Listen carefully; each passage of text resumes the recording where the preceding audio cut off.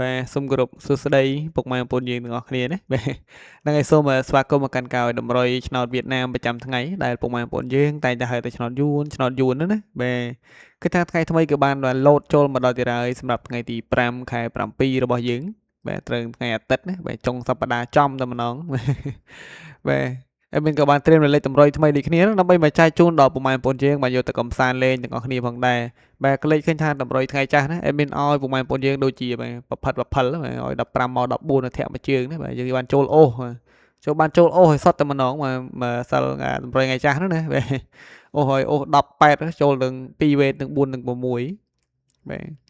ណែអញ្ចឹងមុននឹងឈានចូលទៅកាន់កោតម្រុយនៅថ្ងៃថ្មីរបស់យើងណាអេមានក៏សូមចិត្តទាំងអស់គ្នាកុំភ្លេចបាទជួយចុច like ក៏ដូចជាចុចមេដៃមេជើងណាជាពិសេសកុំភ្លេចបាទជួយចុច subscribe និងបើកសញ្ញារូបកណ្ដឹងមកកាន់ channel បាទថ្មីរបស់មានម្នាក់មួយផងណាបាទ channel មានក៏នៅរៀងថ្មីដែរទេបាទត្រូវការកម្លាំងចិត្ត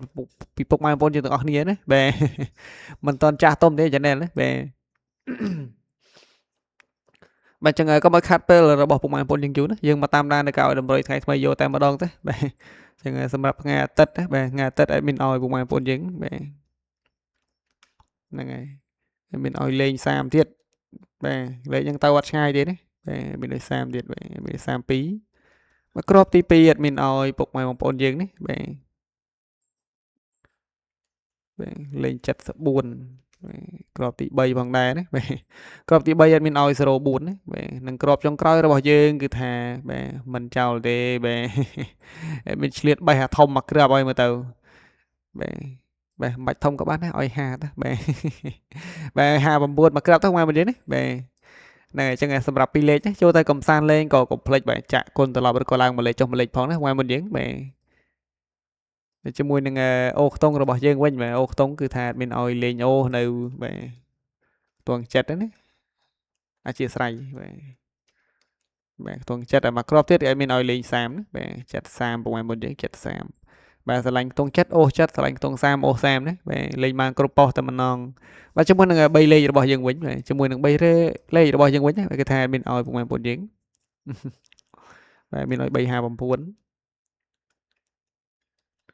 បាទមកឈុតទៀតមានឲ្យពុកម៉ែបងប្អូនយើងណាបាទ744តែម្ដងណែអញ្ចឹង3លេខណាពុកម៉ែបងប្អូនយើងយកទៅកំសាន្តលេងក៏កុំភ្លេចបាទចាក់គុណផងណាបាទអត់បានគុណប្រយ័ត្នស្ដាយណាពុកម៉ែបងប្អូនយើង